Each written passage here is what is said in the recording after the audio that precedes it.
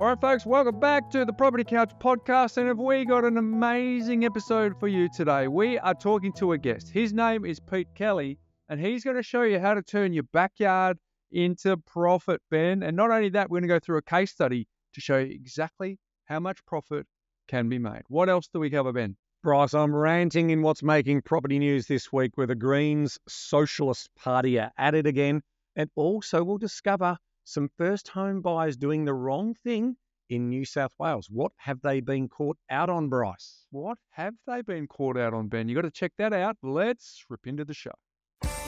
Welcome to the Property Couch, where each week you get to listen to two of Australia's leading experts. Bryce Holdaway, co-host of Location Australia on Foxtel's Lifestyle Channel, co-host of Escape from the City on the ABC, and partner of Empower Wealth Advisory. Ben Kingsley, chair of Property Investors Council of Australia and the founder of Empower Wealth Advisory, named the 2018 and 2019 Property Advisory Firm of the Year. Stay tuned as they bring you the insider's guide to property, finance and money management. All right, folks, welcome back to the Property Couch podcast, and of course, welcome back to you, Ben. How are you? Mate, I'm well, and you? I'm good. We're gonna try and not talk too much about footy, mate. Our teams aren't in it. We're enjoying. No, there's six left. Okay, we won't talk about it. I get that, but so let's see how long that lasts. We'll see if we can keep it up for next week. But big show, so we need to move on. We just need to move on. Hey, you got a webinar coming up, mate, on the 19th of September at 12:30 with our good friend Nicola McDougall. What are you going to cover, Ben? Yeah, so we're both wearing our association hats, so the Property Investment Professionals of Australia, aka PIPA. So Nicola is the chair of PIPA, and she's kindly invited me on to talk about the results of the survey that we were mentioning throughout August that everyone filled in. So we're going to share some of those results, Bryce, and get some of that detail in terms of how property investors are feeling and also how they're acting. Right, so the sentiment and also the behaviour. We're going to reveal or unreveal all of that very, very soon. Unreveal. Is that a word?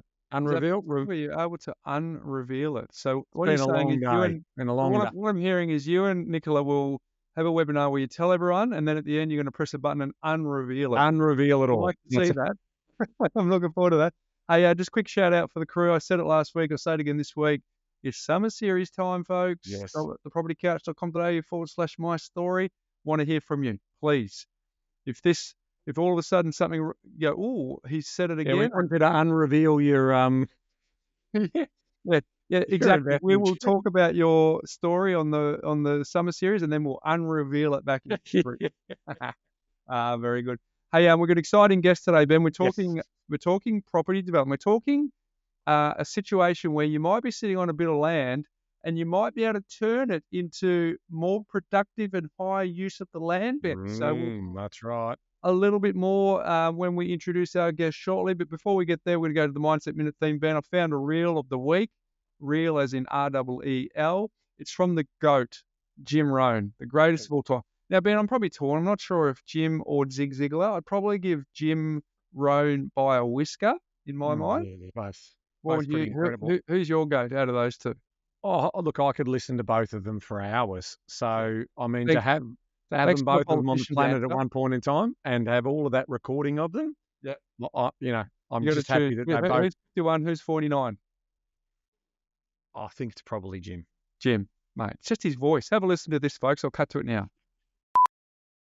Learn to work with the people who deserve it, not the people who need it. Because that's the way life works. Life doesn't respond to what we need. Life responds to what we deserve.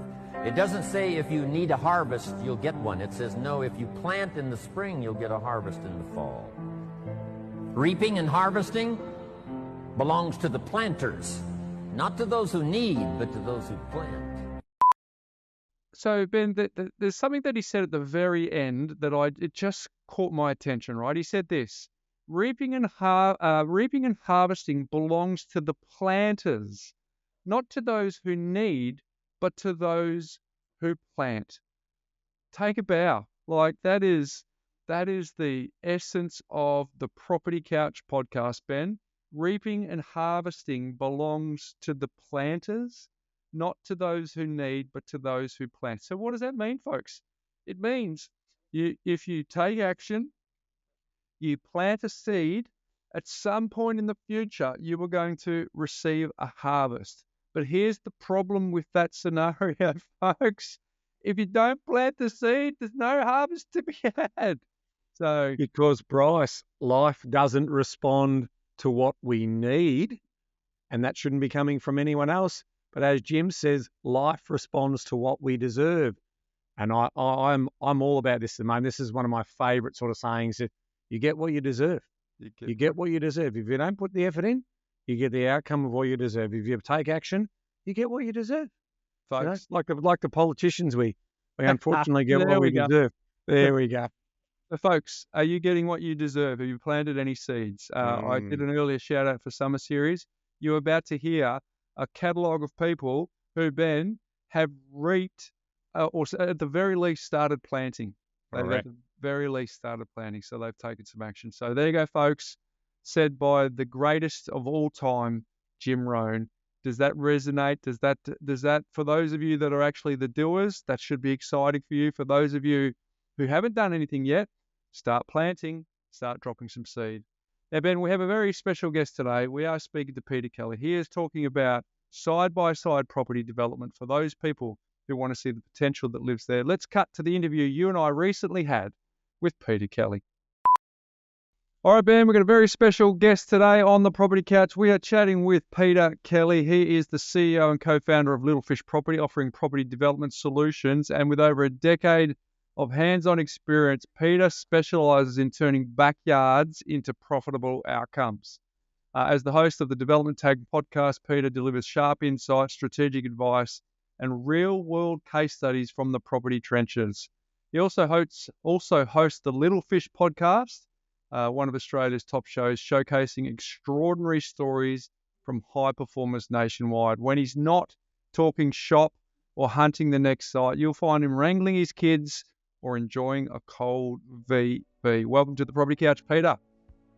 Thanks for having me, boys. Amazing intro there, Bryce. Oh, mate, well deserved. But hey, Peter, as land values in major cities like Melbourne and Sydney continue to soar, making property ownership increasingly out of reach for many, dual occupancy projects offer a unique solution. So what drives you to personally champion this approach, and how do you see it addressing the real challenges people face in today's property market? Yeah, great question, Bryce. And yeah, we've sort of been doing dual occupancies and townhouse developments for probably over 10 years now. But I think the main things that this goes to war against is ultimately getting more properties into these major cities where the infrastructure already exists. So, you know, rail, train, transport, schools, all these areas that can afford to do with a bit more density, and then essentially bring that in, knock down an old property, and then put 2 or 3 on it, brand new properties where people can get into those inner suburbs at an affordable level rather than buying something maybe on that large block and putting a large house on it. We're going to dive into that in much more detail as we go through today's chat. But before we do, we want to take it back to conversations that you had growing up, mate. So when you're over the dinner table, did you and your family, your parents and your sister and your siblings, did you guys talk about money over the dinner table? Yeah, great question. We did somewhat, I think. Both parents were in business, in small business. My dad had toy shops. My mum was a hairdresser, so they ran their own businesses. So, you know, we appreciated, good weeks and bad weeks. They, live by the sword, die by the sword type stuff. And, we're definitely aware, of the importance of getting money and building a future for yourself, for sure. Now, Pete, how many brothers and sisters did you have? I've got a younger brother and a younger sister. Okay, so 3 of you, and I like to ask this question from time to time. In terms of your money habits and behaviours compared to your brother or sister, do you judge yourself as a saver or a spender? And what about the other siblings? I think we're probably all savers, I suppose. And I think, even going back to Bryce's original question, I think we're all savers, but, having parents that sort of, rode the waves of late 80s, 90, the recession there that knocked a fair few around, and it definitely knocked them around. And I have memories of that. I think there's potentially, some bits of that sort of stick with you. That's essentially, their messaging. They rode those waves. They got a knock in the face from that.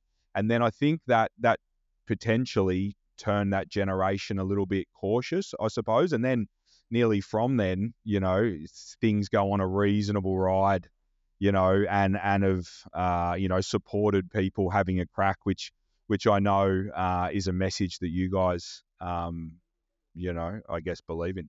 So take us to that difficult time, the recession that we had to have, basically the bottoming out of our economy.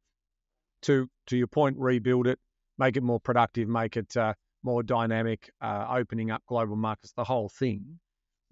Tell me what it was like in the household for you. What were you observing in terms of decisions around money and ultimately how you came together as a family to try and get amongst it and make sure that everyone was okay? Yeah. Looking back, I was probably about 5 years of age. Okay. You're still quite young. Yeah, but it's amazing.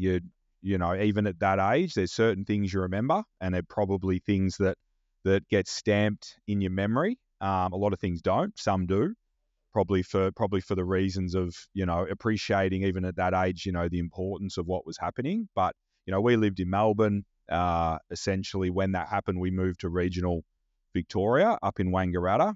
Okay. And just being 5 years of age, my little sister wasn't born. My little brother would have been 1 or 2. So, I was getting moved out of grade 1 from memory, and essentially moved up there. So you remember that. Yeah. But essentially going to Wangaratta, renting in Wangaratta, and then obviously, from 5 onwards, feeling like, I guess, putting in and feeling that grind over those early years. And I've spoken to my parents about it. Definitely, I feel like has put something inside me to create something that news never lands on my family. So even though it would have been very hard for my parents, I'm probably nearly sort of grateful to learn the lessons that they learned, very hard ones. But yeah, even me being at that age, I can definitely remember it, and it definitely drives me, still today. What do you think those lessons were that, like when you left home, Pete, and you became independent? What do you think you observed from your parents that sort of set you up for how you set your budgets or how you spent your money? Because clearly there was I'm sounds like I'm about a decade older than you, but there's definitely some scarring in my mind around what that recession we had to have did, and the way it created a mindset in my dad, and everything became a lockdown mentality, and it wasn't, there was a real scarcity culture that existed in our household. So what did that look like when you became independent, first time independent? You said you were a saver, but how did you view your money habits as you were out there sort of fending for yourself? Yeah, I think so. I finished year 12 in Wangaratta, moved to Melbourne, did uni for a little bit, but was working part-time with a shop fitting company. And then it probably only took 18 months. I was probably working 3 to 4 days, uni the other sort of 3 to 4 days. And I really loved the grind and, putting in timesheets and making money and all this sort of stuff, because, wherever that came from, but it was just, I guess, trying to get out in front of, your own burn rate and, and save money and see money in your bank account and save money to try and invest at some point. So then I finished uni, and then I went and took this on full time. And you'd work a lot of hours working for a shop fitting company. You can work 24/7. In the shopping centres. That's when the shop fitters work. And so I was able to crack into that, which allowed me to earn a lot of overtime. which allowed me to save pretty well. So I think when I did hit the ground running, Bryce, I think I was pretty aggressive and into it, and trying to save that money. Yeah. What was the trade-off there, Pete, in terms of obviously some of your other mates who were also potentially earning money and going out and having a good time? Did you feel like you missed out on anything there, or was it a story of you doing your hard early to give yourself the opportunity to potentially start your own business? Yeah, I think, you're probably right in that last comment, Ben. I definitely, don't sort of regret it, but at the time, it was definitely, I didn't go to some things. I was traveling. I reckon I spent my 21st birthday in a hotel room in New Zealand, working in New Zealand. So you sort of, it was definitely a priority for me, sort of working and, earning that money, but also, trying to probably please the people around me as well. But I think that work ethic in that industry in those early days, I think can set you up for, you start your own business, you understand the lengths you can go to from a work ethic perspective. So fill the gaps in for us, mate. You're obviously in the dual lock lane now. You get involved in developments, and we'll sort of move on to that shortly. But you're a shop fitter, potentially 24/7. You're doing it on your 21st birthday. Fill in the gap for us. What did the early stage of your career look like? Yeah, so finishing or stalling uni, putting that on hold, which it's still on hold today, and then pushing into the trade space, doing a trade. So completing that Cert 4 and completing the apprenticeship, getting into project management at the shop fitting company that I was at. When I was there, my now wife and I bought a renovator in Williamstown. So we, bought, the worst house in a reasonable street. And we renovated that whilst I was on the tools and whilst I was working there.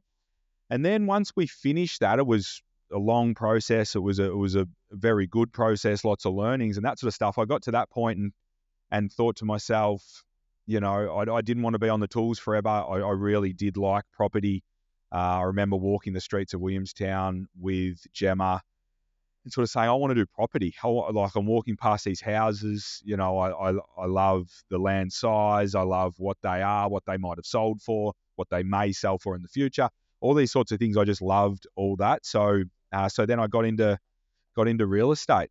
So I as a sales consultant, I went and did the agent's rep course the week at the REIV, and then started with a local real estate agent and did that for a year.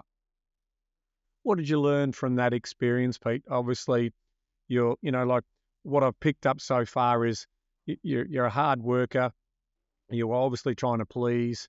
That led to promotions inside the shop fitting business to, again, do the project management. So you got that exposure. So obviously cream's coming to the top because you're showing that reward effort, that determination. And then you pivot to potentially go and sit on, in a selling type of role. What were some of the sort of lessons you had as part of that 12-month period? Yeah, I've said it before, and I'll say it again. It was probably the most aggressive learning curve that I've ever been through in 12 months. I'll never forget it. I went. And now he's still a good friend, Darren Dean. I met him at the Stag's Head Hotel for a beer, and he said, yeah, mate, let's go. I'll take you on. I went to go meet his business partner at his office with their sales manager, and I actually went to meet them. I went home, took my fluoros off, went and had a shower, and just a pair of chino shorts, a t-shirt, and a pair of Birkenstocks. And they sort of they lined me up straight away and said, where's your suit and that sort of thing when you're applying for a real estate job. But that's just who I was. That was how probably blue collar I was. And I sort of worked really hard to get home and have a shower. I nearly rocked up straight from work in my fluoros. So, which I'm not sure how that would have gone down. sort of thought they were lucky to get what they got. But anyway, that was sort of history. And, the week later, went and got the suit and did all that. But essentially, yeah, what you're probably alluding to, Ben, I guess being in that competitive environment and essentially, going to work, I come from, playing in footy teams and working with a group of tradies and working as a team, as a collective to a common goal. You sort of get lumped in one of these agencies and you've got to fend for yourself. The colleagues that you're hoping help you, they're essentially, your competition somewhat, and everyone's trying to do deals and make sales. And that was my buyer, and no, I think it was my buyer. And yeah, that environment was crazy to see. But yeah, it was a real baptism of fire. Yeah, it sounds like it. And then you pivoted out of that and went back to getting involved in the sort of trade side of it. What did that look like after that year? Yeah, so whilst we're in real estate, Ben and I bought our first development site. So that was a nice insight into that, and started Your to business see partner, Ben. my business partner, Ben. Yeah. And we started to see and unlock how the local property developers were developing. So that was a really, I guess, exciting and quite an education of seeing where they bought a site, what they did to it, and then obviously being on the other end and sort of selling it. But essentially after real estate, I'd got friendly with the property managers inside the agency. So literally I had a suit on the Friday morning, and then at lunchtime I'd agreed, with my director that that'd be it. And, and there were no hard feelings or anything like that. And then I had a property management job teed up for the afternoon. So, and then sort of got into that part of it, kept doing that, was managing our development on the side. And then essentially, yeah, just going back to being on the tools and, but then, with a bit of an eye on sort of these townhouse projects and how we could possibly do more of them. How did that project go? Did you roll the sleeves up? Were you and Ben doing the trade yourself, or were you fully outsourcing it? No, we outsourced the whole lot. We got a builder under contract to do it. I think towards the end, we went out there and sort of got it happening and helped out with the landscaping and that sort of stuff. But yeah, we contracted the builder for that one. And so I'm assuming it was relatively successful, and that sort of spurred you on to potentially looking at different projects. How did is that the origin story of, what you're doing at Little Fish now in terms of, cultivating that journey to now help others do that? Yeah, spot on, Ben. So no, it was a good little project. It was very simple. It was 2 side-by-side, single story. During that time we had it and did it, the market was pretty good to us as well. So, not going to take all the credit there. Yep. But no, it was good to us. And yeah, we genuinely sort of tried to figure out how to do more, spoke to others and sort of looked at a couple of joint ventures and essentially just wanted to do more and sort of figure it out because it was quite good to us. And it really did fill my bucket as well. So it was quite, I loved looking for sites, the size of them, what you could do with them, how big, you could get these townhouses, what would they be worth, doing feasibilities, all that sort of stuff, really sort of, excited us. And then essentially getting to a point where, we did have a process, and it did become something that we could charge a service for. Now, Pete, just before you go into, telling us about a case study and how all these sort of dual lock stuff works, I'm fascinated by, you've done a lot of hard work. You and your bride buy the worst house in the best street. You do it up. You create an amount of equity there. Because when you leave a paying job and you go to a commission type job as a real estate agent, and then ultimately you go and do the property management, what was the household finances like? Because there's a lot of people who think, I'm just going to go and have a go at this and have nothing behind them. Did it give you some comfort knowing that, you'd been able to build a fair bit of wealth because you'd done some sacrificing and delayed gratification in those early years? Was that sort of part of the overall picture that you were looking at to sort of say, I'm willing to take a bit of a risk now because I've got a little bit of a, sort of an asset base behind me? Yeah, spot on, Ben. You've picked that up perfectly. Like ultimately, we finished Williamstown. I did a lot of it myself, called in trades and friends and that sort of thing. So that was a labour of love, but we did it pretty economically. Probably took us, I reckon, maybe 3 years to do. So went through town planning, Williamstown and its heritage overlays and that sort of stuff. And then essentially getting to the end of that and yeah, definitely seeing that equity inside there, even releasing some of it. And we had our first child, Annie, around that time as well. So it was sort of Gem, she's a teacher and not teaching for a bit, and then being able to go to a sort of strictly commissioned job was on the back of creating a nest egg. Those and buffers. Those buffers at Williamstown. Otherwise, potentially we'd be, I would have been connected to, a well-paying trade job, but wouldn't have been able to make that, that big pivot. That I would have thought. acceleration as well. Yeah, good stuff. All right, if we pivot to what it is that we want to chat about today, which is dual occ. Pete, for us, that's a term that we're familiar with. But what about the people who are listening to this going, what actually is a dual occ, mate? Can you let us know? Yeah, so essentially, there's a few different terms for it around Australia and the different states and that sort of stuff. But the way we talk about it is essentially building two homes on a block. Commonly a dual occ would be side by side in nature, but essentially, putting two dwellings on a block, knocking over an old home, and essentially, managing that build and until completion. Often it may have a shared wall, a party wall, and then that's essentially a dual occ, Bryce. Beautiful. And I guess what is the advantage for dual occupancy, versus, so, I've had plenty of chats over the journey, right? Someone might be on a house that's getting a bit old and tired. It's on a bigger block, but what would you say to that person that the advantages or why they should consider dual occ? Yeah, I think there's probably a few different reasons, and we manage for all different types of clients. So you see these reasons and these benefits play out sort of in front of your face. You can have you can have aging parents that have an old rundown home. It's a good block. It's in a good location. They've probably bought it a couple of decades ago. Do they go buy something, more of a downsizer for themselves, or do they maybe look to develop it and live in one of them and sell or rent the other one? There might be children involved that maybe get involved in the other dwelling. There's other reasons, essentially making the asset more flexible. So, you might have land tax. You might be an investor. You may have land tax that's biting you. Being a landlord to an old house, can be pretty onerous at times. So get the asset, I guess, sort of activate the asset.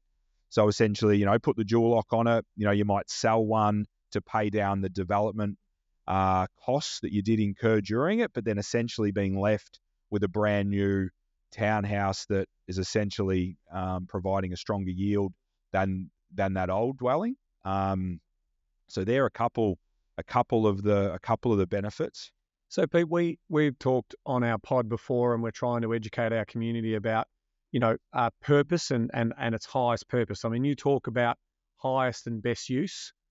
So when you are getting these sort of 700 square metre blocks, when you are doing your feasibilities on them, are you looking at 1:3 or side by side? So what are the sort of considerations that you make when you're sort of making those determinations? Yeah, great question, Ben. Essentially, people do this for a reason. They do it to essentially maximize that asset and sort of make as much money as possible is usually the North Star with these things. So, like you say, 1:3, 1:3 might be sort of a front to back type development. So one at the front and then another one at the back. Getting into those sorts of things is sort of understanding the rules and regulations of that particular council. How big may those dwellings be, and what do those resales look like at the other end? So essentially stacking up all your numbers and appreciating what the outcome looks like at the end. And something that we have learned is that more isn't always more. So essentially that highest and best use analysis can often end up in a side-by-side, shared wall, maximising, the title sizes. Just a higher So spec. Yeah. yeah, higher spec, minimising common property. So those front to back ones, you'll have a common drive down the side, which obviously is land that won't live on any of the titles. It will be common. So essentially, some of that title, some of that land that you have bought, which not telling you guys anything, the land is what we're all interested. It's the appreciating asset there. So to have a big portion of that left in the common property of a development isn't that effective, I don't think. So essentially doing a dual lock side by side, no common property, give the land to the landowners that are buying it at the end is a great way to do it. But essentially your numbers don't lie with this stuff. So doing a side by side as an example, seeing what those resales look like versus the resales of a front to back townhouse will start to show you what is the highest and best use. Yeah, I guess at some stage you probably get clients coming to you with a few preconceived ideas around that too, wouldn't you? Where they go, well, I've got this block, we've owned it for a couple of decades or whatever, and we want to fit 3 on it. So you've got to have that conversation around where's the best yield, depending on what you want too, right? Because someone might be a long-term investor and it's all about maximizing the yield versus someone who's wanting it for owner occupier. So I guess what are some of the trends that you're seeing in those two lanes? Like, so if someone's doing it purely from an owner occupier perspective, what are you observing from that? And if someone's doing it from an investor perspective, what are you seeing from that? Yeah, for sure. So starting with the owner occupiers, essentially, they might inherit land. Like I said earlier, they might have land from their parents. They might have bought a block. They may be living in it. They might have lived in it for 10, 8 years, something like that. And they've created a good amount of equity inside that asset. They may be working hard at their jobs, creating, a real positive servicing, and they've got themselves into a great place there. They then, and we've got, a client in Murrumbeena actually has come on board in the last couple of weeks, and their kids are now got to high school, and they're now in a position because they've got a 3-bed, 1-bath home, which have served them to this point. They've got 2 kids. Now it's like, hey, I want to do a dual occupancy. I want to design our 4-bed, 3-bath, 2-living home. But because of the advantages of doing a dual occupancy, they can do the dual lock. They can have one to rent or to sell, depending on what's serving them by the time they get to that point, and they can live very comfortably inside a townhouse, which is much more accommodation that they've had for this time. So that's a great way to then, I guess, sort of create that flexibility inside the asset. Because we've had clients that live very happily in one and then rent the other one out, and that rent might be $1,000, $1,200 a week. In some of these areas of Melbourne, that you've gone from a 3-bed, 1-bath where you're like, do I do a reno, to bang, I've got 2 4-bed townhomes on here, and then sort of setting up that retirement plan. And building your portfolio with essentially, the one original purchase. And that's that beautiful story of that highest and best use story, in the sense that we refer to that as productive use. And I heard you earlier talk about sitting on, large lot of land, paying really high land tax because the land to asset ratio is lower. What you've been able to do in that example there, if they did turn it into a rental property, is, the land portion is now 50%. So that's going to reduce the land tax, but you've now got income coming off the top of that. Pete, as part of that story, of course, it's all about preparation and lining up the ducks, right? And that's exactly the feasibilities, having those long conversations. But there is a tax element involved, and there are obviously lending elements involved and so forth. What do you do, or what are some of the sort of guiding first 3 steps that you would look at to sort of have an informed view before you, put pen to paper, or before you, start to think about the investment that you're about to embark on? Yeah, for sure. And if you're an investor or an owner occupier, both essentially need to figure out where they're at and whether they can actually do this.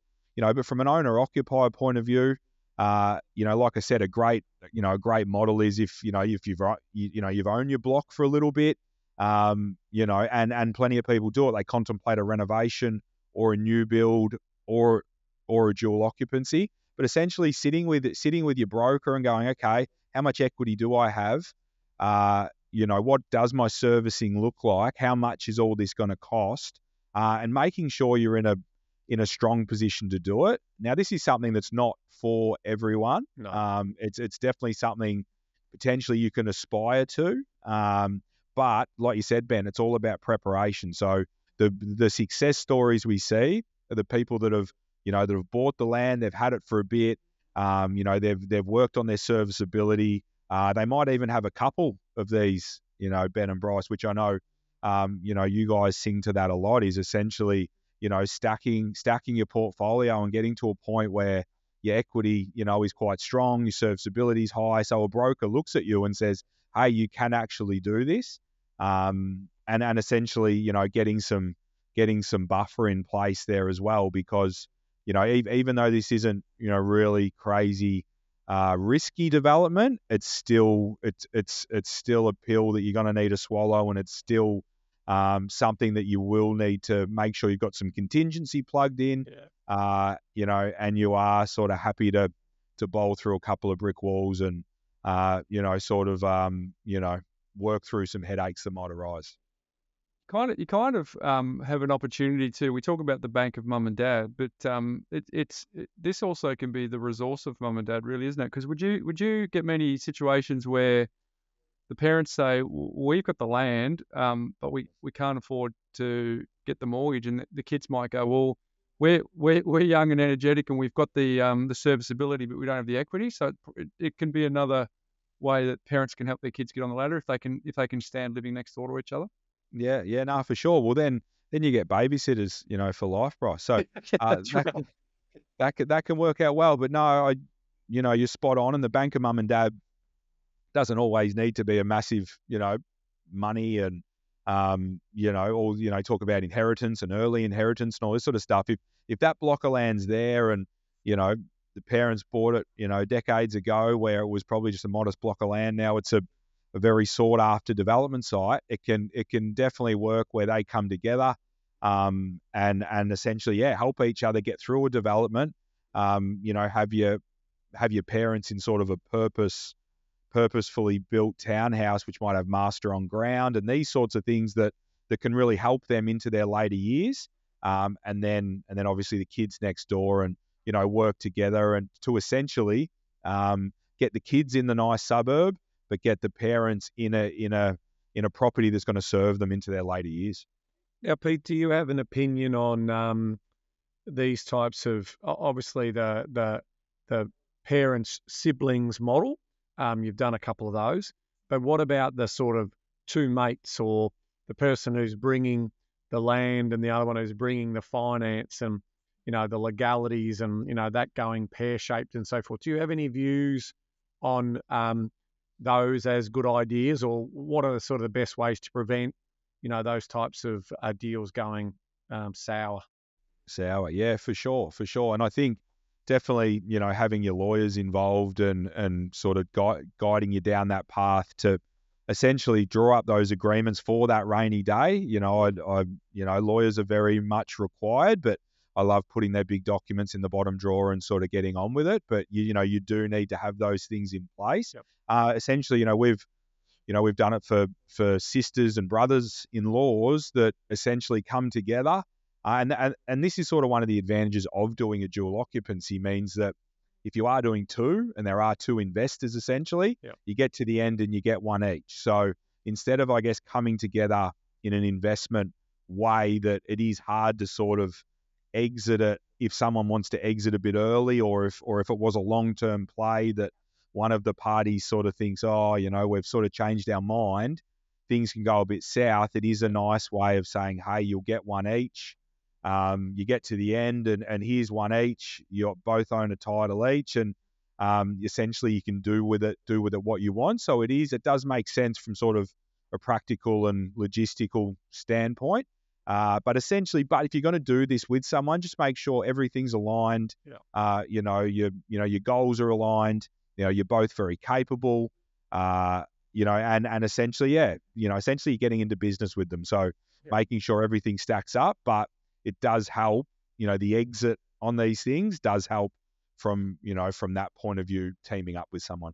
Talk to us about some of the tactical considerations, Pete. So what do you typically see? Say that let's call them mates or brothers or sisters. So there's not sharing life agenda, but there's some close. What names are they buying it in? Are they doing standard? I'd assume because there's two, it's standard resi lending. But let us know if there's some commercial aspects to it. And how are you seeing them funded? Are they tipping in large deposits? Are they going against other equity? What are you seeing on the ground around name they buy it in, what sort of lending they're getting, and what sort of deposit tip-ins they need? Yeah, so I guess answering the what sort of entities they're buying them in, we see on one side we see a lot of investors setting up a trust. That may have a partnership overlay there with multiple trusts if they are investing with multiple, but essentially setting up those trusts and buying it in those trusts so they can take advantage of those, I guess tax benefits when the time comes, and the accountant can maximize that for them. As far as buying it, so we've got people that will come together, friends, family, that the aim is that it is their principal place of residence. So essentially, instead of buying a townhouse off a developer in a certain area, if they come together and actually be the developer, often they can get themselves in a better suburb because they are going the long way round, the harder way round, and they can get into a better suburb. And then essentially, once they've finished the development, be left with a townhouse each, which is their principal place of residence, but then be in a better suburb and have the equity sort of built in once they get to the end of that journey. What I see and what we sort of I guess advise with the accountant and with the lawyers is essentially they will buy that in their own name. They will jump on the title originally at the start, and then essentially the solicitor will organise a partition agreement, which as they get to subdivision and actually subdivide, they will partition out of that original land purchase with no stamp duty and essentially have one each because they've actually set out to achieve this from the get-go, and you don't incur that transfer which then triggers the stamp duty. So that's a common one that we see and a great way for people to get a townhouse they want that they've had a hand in designing, colour, specifications, floor plans, location they've been able to choose, and essentially get the dwellings they want, inbuilt equity, and as their principal place of residence that they can live in for however sort of they like, and then obviously cash in on the benefits of selling your principal place of residence tax-free. And deposits, what are they typically looking like, cash or equity? So essentially, yeah, depending on where they can pull it from, they might have a deposit in cash. They probably own one or two homes, I'd suggest. They've actually been able to go on that property journey and enjoy the fruits of capital growth.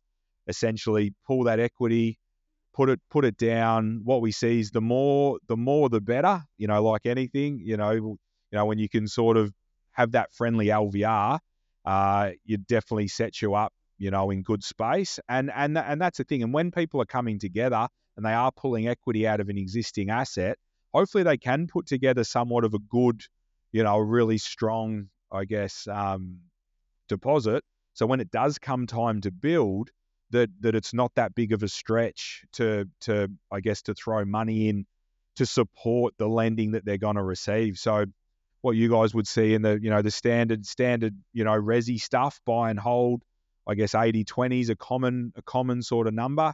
When people are embarking on a development, it is common to see them try and put in a bit more. So when it does come time to build, that that they don't have to put in that much when it comes time to build, and that LVR still checks out from a commercial lending point of view.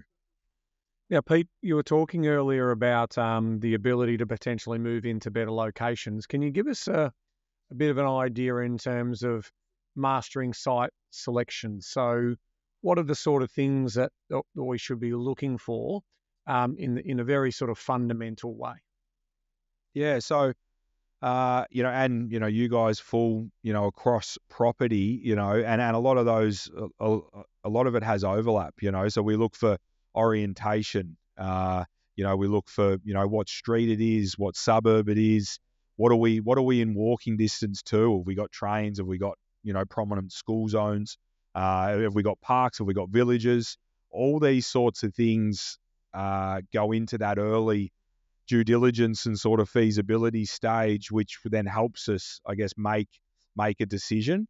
But I guess the things and the overlays that happen when it comes to property development, you start to get into your front setbacks, you start to get into your side setbacks, you start to get into, is there an overlay on that site and in that particular area that may hinder you doing a successful development. So you sort of start to get into the nuances of trying to get a development onto that site.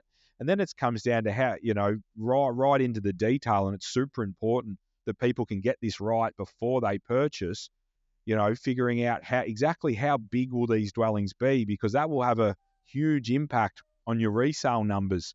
So buying something that you think can get 2 on it, that's fine.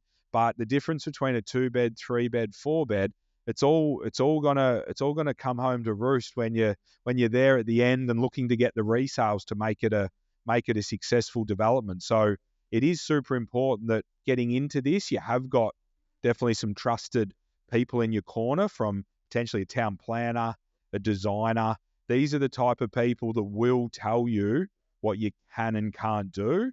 And like I said, you need to know that before you put pen to paper. Yeah. The zoning's important, right? I've got my parents are in Perth, and they've got a house that's getting older and tighter, and we're looking at trading them out and into another property. But the reality is the location is actually really, really perfect for them, right? It's just the house is becoming old and tired and needs some work, right? So, but they don't live in a location where the zoning would allow them to knock it over and put a couple up, right? So therefore you get hamstrung. So, we're over here on the East Coast where there's lots of people and the density's high and we're struggling to fit people in. And so backfill is actually a big thing. But in some of the other places around the country, Pete, those zoning laws just don't allow that to happen. So that's kind of something that, needs to be seriously considered as well. And I guess apart from all those location points that you kind of put there as well, there's okay, so the location's got to be all right, but then we've got to be able to zone. So even if you get location fine and zoning's fine, and then you've got to, there's a bunch of risks that you'd have to navigate too, and trees out the front, and neighbours, objections, and delays. And if you were trying to do it through COVID, there's challenges with building. So I think it kind of leans to who do you think is most suited? Like, what do you think the profile of the people that you see that are most suited to want to do this, and but probably more important, what are the things that you've seen in the people where it's probably not actually suitable for that? Yeah, for sure. I think it's people that, and we speak about this a bit, Bryce. It's the sort of preschool, primary school, secondary school.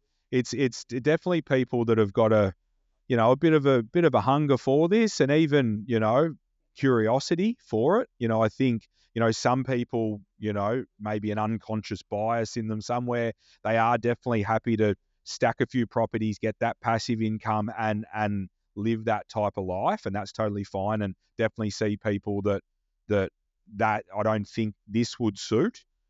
But for people that have stacked a couple of properties, have created, multiple sort of, I guess, equity streams, and then, have increased their serviceability through that, but then also maybe have good jobs, have ability to earn money, and have ability to lend money and get money. That's the profile, that we see. So people that have been able to build good equity over their journey, have a good serviceability contribution to the development, but then also have that hunger, sort of, and motivation to, I guess, sort of stretch themselves and push themselves into, I guess, a higher level or a, I guess a more, I guess risque type of investment. Yeah, you kind of need to go with your eyes wide open, don't you? Because it's like there's a bunch of ways that you can make money in property, right? And so I guess the Property Couch has fundamentally for over 500 episodes said buy established property, maybe get 2 or 3 of these things, do it as a passive investor and go forward because you've got to be able to withstand stuff to show if you're resilient or not. You've got to understand that a tenant might not treat your house the way you want it to. You might have to understand that a 1 in 100-year pandemic comes along. What does that mean for the tenant? You might have to manage a portfolio where they've had, a number of interest rate rises in a hurry, like we've just experienced in this cycle. And if you think that is challenging as a property investor, strap in if you go commercial or if you go property development or you go short-term stays or all of these other creative ways where you try and get active in the game, but also ramp up the level of knowledge and appetite for risk and comfort with stuff not going as it should. So I think that's probably, really important that, it doesn't take long to get excited by feasibility in developing, Pete. And I've seen people do it time and time again because the numbers look great. But you've really got to have a reality check of where you sit in the risk profile, what your appetite for is, and as you start to increase the leverage and increase the amount of zeros that you do, you've got to get comfortable being uncomfortable. And I think that's why we think the grounding for any journey in property is just being a passive investor. Get 1, get 2. And then once you've got that, then you might be interested in entertaining other things. We Ben and I have spoken about this regularly, that we've got a benchmark that if you get to $5 million worth of resi, well done. You probably are now got a risk profile that lets you go, okay, let's talk about some active stuff. I reckon I've served my apprenticeship, but if it's, I know you have people who do this straight away, straight up, but I would say that's the exception, not the rule. Is that how you've seen it? Yeah, for sure, Bryce. There's definitely, there's people out there that call it banker mum and dad, call it whoever, there's, some sort of aggressive foreign investors, that we work with also that, they dive in, their risk profiles, non-existent. But when you're talking to the masses, for sure, Bryce, it's definitely someone that's been able to chip away at their property portfolio, like you say, has created a good sort of passive portfolio and has enjoyed that, has, like you said, had the tenants that's burnt them, had the house that's falling down, has had to pay those maintenance bills, has had to go through all that, but has still withstood that. And now they're sort of going, hey, like, I dealt with that. Maybe I want to get a bit more active, and see what else is out there. I think in picking up on what both you guys have said and, having observed the property market for 25, 30 years, like I have as well, I can't stress enough that there's going to be 10,000 decisions that need to be made when you're doing development, right? When you do, like, there's just so many things from picking designs and so forth. So it's absolutely ludicrous to me that someone would think that they could walk off the street and have a go at this by themselves the first time. So what you're better off doing is working with people like Pete, who have got the runs on the board, who've done that, because there's no substitute for that experience. There's no substitute for having your hand held as being part of that process. And a lot of the problems that a first timer would have in this space, you've seen before and you potentially handled before, and you've managed the trade relationships and so forth. So for me, if I was thinking about this, I'd always say, so what sort of price do I put on my sanity? What sort of price do I put on their knowledge in terms of what I should design to build for a return on investment? All of those things is what you need to be factoring in terms of your final investment, because it really does make no sense to me at all, other than people wanting to go through an enormous amount of pain. I mean, and you see it on those TV shows, right, where, they've got to renovate for the other contestant or whatever. They blow ups, they're crying. I mean, the whole thing's an absolute mess. Why would you put yourself through that when you've got potentially businesses like what Pete has, where they can basically stop you making all of those errors that everyone's going to make? I mean, I love watching Grand Design. That's probably the only show I watch in the property space, right? But you just see them go through, oh, this is going to be interesting. Like, have they done this before? Yeah. No. Like a budget. Oh, that How seems did you go- how did you go with 60% the of what you budget? need. What time budget? Oh, that seems a bit a bit Yeah, optimistic. and how much were you over? Oh, yes, half a £500,000. Rightio. Yeah, and your project was going to be 18 months. And how long did it take? Oh, 4 years. almost 3 years. It's like, Yeah. And that's right. And I feel like all those people must have a lot of money. oh, because yeah. they all get to the end and they blow the budgets Yeah, and they yeah. blow the time. But geez, they must have a big bucket of I money. think you're right, Pete. I think the producer says, how much money have you guys got? Like, show me your balance sheet. And like, okay, this is definitely going to go over because Yeah, no, you guys don't have enough. You're a lock. yeah, sorry, you're off the list. You You don't have enough. You're a lock. In you come. enough. Yeah, no, I do know some of the tactics that I've seen some stuff that would make your would boggle your mind on what producers put in the database to get something to pop up to see who they can get on. All right, Pete, what we're going to do now as we head for home is we're going to try and do a case study, right? Now, this is going to be interesting, and we're going to shout out to our audio listeners that if you go to the YouTube channel, you'll be able to see visuals of this, right? But the three of us are pros. We're going to actually describe it to audio listeners. But we've got an example of a project you've done in Fairfield, Pete, which for those who are not Victorian based, Fairfield is in the north, slightly northeast of the city, in Melbourne. It's a highly desirable area. It's got it's got an old area. It's got a train line. It's got a couple of villages. So it's a magic little part of the world. But Pete, let's talk to the first thing that we notice on the visuals is we've got two side by sides, but importantly the facades don't look the same. Can you talk to us about that and why that's important? Yeah, true. And that's a type of approach. You see a few of these, which they are mirrored images, and not to say that isn't a way to go, but definitely this design and this approach in Fairfield, you guys know supply and demand, right? So if you've got two sitting there, they're exactly the same. You've got not to say an oversupply, but you have got a higher supply than having one of each. So to allow people to have their own one of one home in this desirable location is not a bad approach, we thought. Yeah, very good. Now, the next image is an aerial shot for those playing along at home through their headphones. But what's really important here is it shows that the area of the block has a 15-metre frontage and a 40-metre boundary. How important is the frontage of 15 metres, and what's the minimum that you typically work with?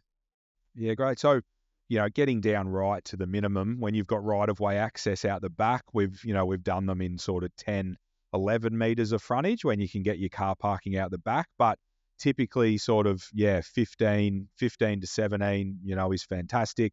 You're getting up to your 20s, then you are having a lot of fun.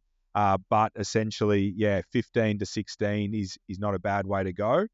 In that particular area, it's a general residential zone. So, those type of developments using your width there is quite encouraged. Okay, so that's something that people need to consider. Now, when we go to the floor plan, Pete, there is elements of the floor plan that is mirrored, but not all of it. Like on one of them, on the north side of the site, you've got a pool, and the one on the south side, you don't have a pool, and there's some differences in the orientation on the floor plan. So what was going on here for this client? Were they building it for two owner occs, or were they building it for investors, or a bit of both?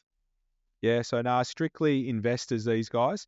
In saying that, met with one the other month, and they nearly want to move into them, sort of the way they're looking. But no, definitely the plan is to develop them and sell them for the investor. But essentially, this sort of feeds back also into the one of one scenario, but also appreciating that the orientation for these is different. So you got one that is more on the north side, and the south one is on the south. So going to the pool, Bryce, we weren't sure, we weren't positive on the pool. Spoke to local agents.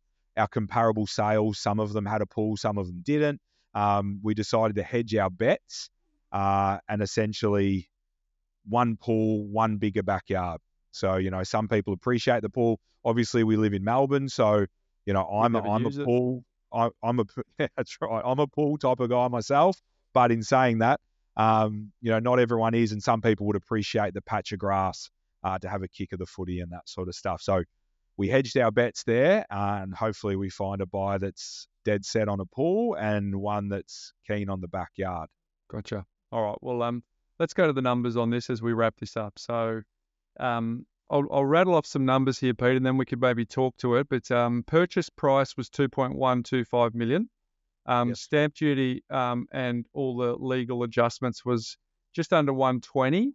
So the total acquisition was 2,243,375. So let's call it almost 2.25 million. Then you call on the soft costs. So there was planning, project management, which came to about 316,000. Yes. And then the build cost was 2.16 with some contingency. So all up, the total construction was 2.2 million. So if we have a look at, and again, I'm trying to be super conscious of the fact that we've got audio listeners here and make this relevant for them. So acquisition was 2.25, just under. Soft costs were just under 320,000, and total construction costs were just over 2.2 million. So the total cost of the project was 4.762. A bit of interest that needed to be paid, 166,000. So all up, okay, this is the number that people need to remember, was 4.929 million, almost 5 million, right? But in this case, and I'm just going from the details you've given, Pete, you can comment any way you like here, but the equity that was kicked in was over 2 million for this. So it was about a 54% LVR, right? And then as you worked out the figures, you did a pessimistic figure, a realistic figure, and an optimistic figure. And I appreciate it might not be on the screen in front of you, but the pessimistic started at 24.8. The optimistic was 38.1%, and this is return on equity, not return on the investment. But your realistic figure was about 31.4, which had a profit of 838,000. So that's why you can get pretty excited about the figures for doing a development, notwithstanding all we said before, that it's one thing to put it on a feasibility study and it's another thing to actually get it to come to fruition. Yeah, for sure. And yeah, spot on, Bryce. You've nailed that for the audio people. That should be reasonably clear. But essentially the gold in this one was being in an area that will essentially really come for these properties. That's probably the main thing. What we find is you go further out of town where that demand just isn't really that hot, you just simply won't get your resale value. So like you guys said earlier, circa 5Ks from the CBD of Melbourne. I think it's, a couple hundred meters from Fairfield train station, a street back from Station Street, Fairfield. It's quite a very desirable location, and that's why it's going to go really well. The team's done an amazing job with managing, this development, achieving a great planning permit. The build will be of a really quality nature and high spec, which hopefully, I think we're a couple of months into build, a few months into the build. By the time this finishes next year, hopefully we've seen a cut, maybe a rate cut or two, boys. And then this one can really live in that sort of optimistic space, which is sort of really getting up around your sort of 40% return on equity. Annualize that, you're circa 20%. So quite a fruitful development, hopefully for our investors. But yeah, essentially they get to, they're bullish on the Melbourne property market, and they get to do a development that, through their eyes is reasonably reasonably sort of, no, I wouldn't say risk-free. That would be the wrong statement, but pretty straightforward when it comes to property development. And so we're talking about an optimistic sale price of 3.075 million and a pessimistic sale price per side by side, and then 2.875 as the pessimistic. So they're the ranges. So about $1.015 million for the optimistic and 660,000 over a sort of a 2-year program for the pessimistic. So, I mean, again, it's not without its risk, and there's a lot of capital down, but you got to spend it to make it. Yeah, correct. And this is an example of there's 3 investors in this one, and they've all put in a third of that sort of equity down. And, from an LVR perspective, they're pretty safe, and that's the way they like to do it. And not everyone can do that. So essentially, they're, and it's a way that we sort of more of our high net worth guys do it, but they'll put equity down for the purchase. Same as the stamp duty, same as the soft costs, and they'll just use private funding for the build. Now, this is quite a nice position to be in. Yeah.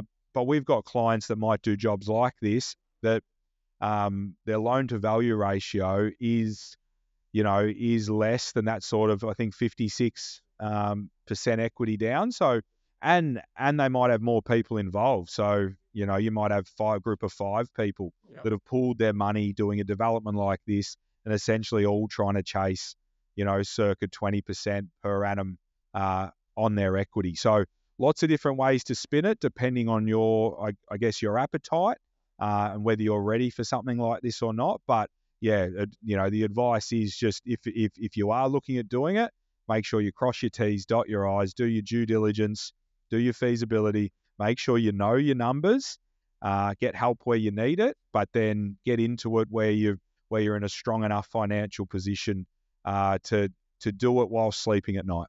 Yeah, I think that's the debt story here, right? In terms of you're all carrying a lot of debt to roll a program like this, and you don't turn those assets over in a reasonable time.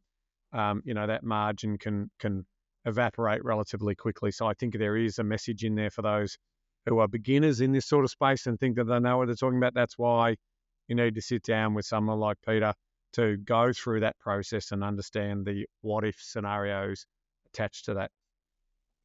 Yeah, I think, spot on. Yeah. I think too, Ben. The observation is the takeaway too is, you are, those end sale price numbers are, excessively higher than medians across the country, right? So you're actually playing in a higher land value area, which is why the smaller density, the lower density actually works, because there's enough margin in it. And so if you were to try and do a side by side in a demographic where the price is not as high, there's not enough fat or margin left into it. So again, it's the case by case, the case by case, and the profile that you want to play in it. To your point, Ben, around carrying the debt. But hey, Pete, I guess there's a lot of wisdom that that you've been able to share and accumulate over a longer period of time. But I guess I guess the point that we want to leave for our audience is that there is opportunities to turn apples into apple pie. And the reason, Ben and I use that term is because if you sell apples individually, you don't get as much return as if you go and put the work in, go into the kitchen, prepare it, turn it into apple pie, and then you sell it by the slice. You can make more money than the ingredients you got. So you're in the business of turning apples into apple pie. And I think for the audience that we have that has that appetite, I think that hopefully there's been some insights and some wisdom that people have been able to accumulate. And as you and I have always talked over the journey, Pete, and you referenced it before, we think there's entry levels for property investors, and then there's the next level, and you get to play in that space. And I reckon it'll be fun and exciting and interesting for you and your clients. But I guess, on behalf of everyone here on the Property Couch, mate, we appreciate you coming in and sharing your wisdom today. No, I appreciate it, guys. And yeah, great chat.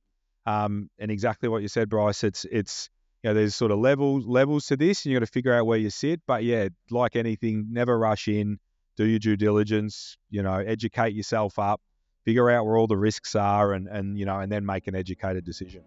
Thanks, Pete. Thanks for coming Cheers, on, buddy. guys. There you go, Ben. Some really good insights from someone who's at the coalface, who's actually doing this on a daily basis, personally and professionally. And hopefully, Ben, not only did we go through some of the details, but to the extent that we can for audio listeners, the YouTube listeners will be able to see it visually. But we tried to describe a scenario where there was some pretty good profits to be had, provided that you have the risk appetite and things go as planned. Yeah, and there was also some recent research that came out on this. I think it's in Domain, Bryce, about, what are the driving forces in terms of your decision about where you build and live. Guess what? Location. 40% of people said number one. So what Peter and his team are doing is basically solving that problem for those people who want to live in those better locations, where that infrastructure, those lifestyle, what we've been talking about for 500 episodes. Yep. And, so they're compromising on the McMansion or the mega property, but getting really high end or really nice finishes and still having no compromise in terms of 4-bedroom, 2-bathroom, 2 living. So you're still getting that, but it's just a little bit more condensed, but where I want to live. And ultimately doing that sort of what we would refer to as equity harvest, turning apple into apple pie. So no, it's a good story. I mean, we could have spent a lot more time talking to Pete. There's a lot more detailed questions that you could go into, but that's a good 30,000 foot start in terms of what people can understand about, this whole concept of dual ocs. 100%. Well done, Pete, for coming on, sharing your wisdom and doing what you do to serve your clients in the community as part of the property spectrum that is available for people to try and consider to self-fund their retirement and get their lifestyle by design. Hey, Ben, my life hack today is I want to paint the scene of a brick and a sponge, right? So if you've got a brick and a sponge, and then what I want you to imagine is there is a flow of water coming from above, landing on top of the brick, and there's a flow of water landing on top of the sponge. And the life hack today is a communication style, is the contrast between those two approaches, Ben. So if you're listening to someone with the sole intention just to respond, and let's be honest, there are a lot of humans who do this. They're listening, looking for their opportunity to, sorry, Ben, if you're just being a brick right now. I've got to work on this. I've got to work on this a little bit more. Yep. No, I reckon over the journey, I reckon if we go the early days of the podcast versus the latter days, I reckon you're now more of a sponge than a brick. But the idea is if you have this flow of water that's landing on top of a brick, that is the metaphor for you listening to respond. Versus if you can imagine the flow of water coming down, Ben, it's landing on a sponge, there's less of a spill around the outside of it, and it's all being absorbed into the sponge, and that is where you're listening to understand. So today's life hack is when you're speaking to someone, imagine the metaphor of being the sponge, not the brick. Imagine being able to actively engage in what the person has to say so that you can then not only take on board what they've said, but you can respond in a way that you've actually internalized and taken on board what that person has to say. So my life hack today, Ben, is the metaphor of the sponge over the metaphor of the brick. Use that. Sorry, mate, what was that? Style. Yeah, what were you saying, mate? Oh, sorry, I was. Oh, sorry, mate. I was. Yeah. No, that's a very good message. Very good message. Thank you. Lightning up. What's making property news, Ben? Let's bring it home. Look, why am I always talking about negative aspects of what's making property news, bro? I don't know. It just feels like we're just constantly talking to governments and they've got tin ears. Because here's another couple of examples where we've got the Victorian government, after basically supposedly taking feedback and dialogue, in terms of how they're going to set up for short-term rental accommodation. They've gone and announced a 7.5% levy effective from the 1st of January 2025. I think I've got that right. It's not 1st of July. Correct, Ben. 1st of January 2025. It's going to raise them $60 million, Bryce. And what is it going to cost them in terms of tourism and local employment and all of the other aspects of, the economic value that you get? I would have thought would cost them more than 60 million is my answer, I Ben. would have thought you could potentially do a bit of a something. Now, good news is, look, there's a silver lining here Good that news. the All right, let me 60s. sit down for this. Well, it's that the money's supposedly going to go into social and affordable housing, so that's Right, good so news. so that's okay. So I get that, but it really does mean that ultimately, if you're going to stay in short-term accommodation in Victoria going forward from the 1st of January, you're going to pay 7.5% more at the minimum. Furthermore, the other stupid parts of this policy is that councils are going to have the right to basically choose to whether they want to participate in this or not. Now, I think there's about 97 councils around Victoria, and they can choose to ban it at council level, right? So, bang, all of a sudden, I've just had a massive water leak. They need to replace my floors, and there's about 6 weeks of work to be done. The insurance company's going to come and do that. I need somewhere to stay. Okay, you're going to be living in a Quest, or you're going to be living in a hotel room with your family, because there's no short-term accommodation available for you in your local suburb or in your local area, because the so-called fools, not so-called, they are fools, the fools who implement these types of policies is exactly what you're going to get. So it's going to be skyrocketing prices for short-term stay. So it'll kick a few people out, and they're thinking, oh, everyone will go back to long-term. No, they'll just pass on the costs. And as more people don't participate because it's too hard to participate, there'll just be higher rents, and that will mean slower economic flywheels. It's just a dumb decision. Another one that's been made by our wonderful Victorian government down here. They are very clever people. They are sending us into an economic spiral, and they have a tin ear. So I obviously get annoyed by that. The final thing here, owners corporations, just to put a cherry on top, Bryce, cherry on top. If you're in an owners corporation and 75% of the people vote for you not to have short stay inside your building, good. That's another lot, basically wiped out. So no more short-term stay. You're going to have to go to long-term as well. But will they go long-term? No, they might choose to sell the property. And so less rental supply in Victoria, which means higher rents. But if the Greens have their way, Bryce, this is the other big news that came out over OMG, right? Talk about the Greens Socialist Party. I mean, if you talk about Greens policy does one of two things: guaranteed higher taxes and destroys the economy. Shout out to the Greens listeners on Yeah, the shout out to the Greens listeners. We love you. Don't love the political socialists that you follow in terms of that. They're not listening anymore, Ben. They've switched off. Well, that's fine. I mean, at the end of the day, aspiring Australians believe in, work hard, get reward, as opposed to thinking that you can sit back, do nothing, and the government will look after you. So if that's the socialist lifestyle you want to live, that's not the country that I want to be involved in. I want to be involved in a country that basically rewards those people who do their hard, make good, pay their taxes, and get on with looking after everyone who's the most vulnerable in our community. So I'm a centralist, not this socialist crap that we're seeing coming around. So if you haven't heard about that story, effectively they're trying to bring in this police force that's going to implement massive fines to property investors and or property managers for people who are not complying with their legislation. It is a stunt. Make no mistake, it's a stunt to buy votes. And ultimately, it is the stupidest policy I've ever seen presented by a political party in this country. And also coming back, here we go again, because they know it's a political winner, rental freezes. They think that a cap of 2% over 2, just unbelievably stupid. So what is it doing? It's making investors fearful. It's going to stop tens of billions of dollars in investment. And then that means that the governments have to make that investment. And when they do, guess what? That's higher taxes for everyone. So you're sitting at home going, well, really, that doesn't affect me. I'm not a property investor. I'm sort of living in my own home. Well, if that is the case, you're still going to be paying higher taxes, because under this policy, it means the government's going to have to kick in those tens of billions of dollars to actually build all that social and public housing. So you're going to pay higher taxes under those types of policies, as opposed to free markets. Let the free markets run, let the free markets work, and ultimately you'll have the supply that you need, which will keep the level of pressure on rents down, not upwards. So ultimately you won't be burning the village to save the village, which is really the Greens approach. Two things I want to say to you, Ben, on the back of that. One, I wish you'd tell us what you really think, number one.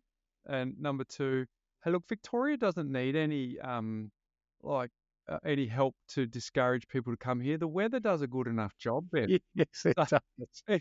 it's not like we need to disincentivize our interstate friends from coming to visit this wonderful state by getting them to pay an extra 7.5%, which is interesting.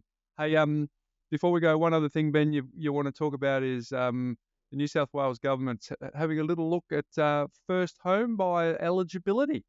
Yes, they are, Bryce. So that's another story. So there's been a few people doing the wrong thing, Bryce. Surely. So ultimately, we don't need people doing the wrong thing, but What have they effectively, been doing, Ben? What have they been doing? well, what they've been doing, Bryce, is they've been saying, well, I want to be a rent investor, or but I'm going to start as a first home buyer.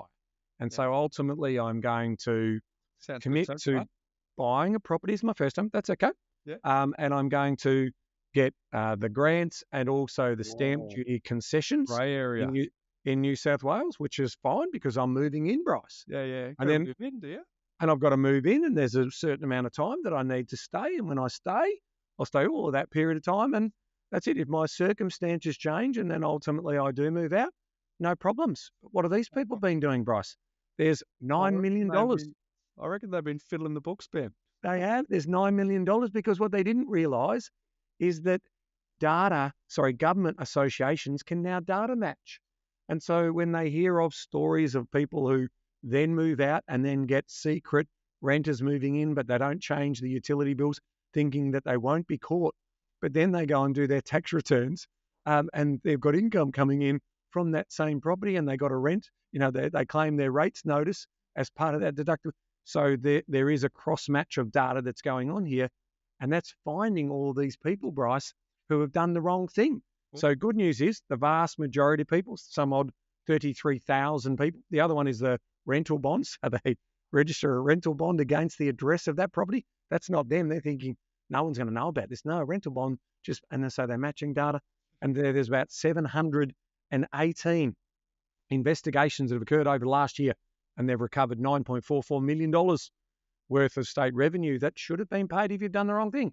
Now, if you had have just waited and be patient and potentially bought the property for its intended purpose and then ultimately met all the rules and regulations, you wouldn't be hit with a new stamp duty cost, or you wouldn't be hit with also the state government grants as well that might be available. So be careful wherever you are around Australia in terms of doing the wrong thing, because it's these small people who do the wrong thing that gets all the rules changed for the rest of us, so it's just very frustrating. And so we just wanted to call those people out to make sure that they're aware of their obligations and anything they get from the government, just make sure they're doing the right thing. Well said, Ben. Thanks for that wrap in What's Making Property News. Thanks also to Pete Kelly for joining us here on the Property Couch today to share his insights, his wisdom, and his curation of information, mate. But until next week. Well, thank you for letting me rant, Bryce, but just remember, knowledge is empowering, but only if you act on it. See you next week, folks.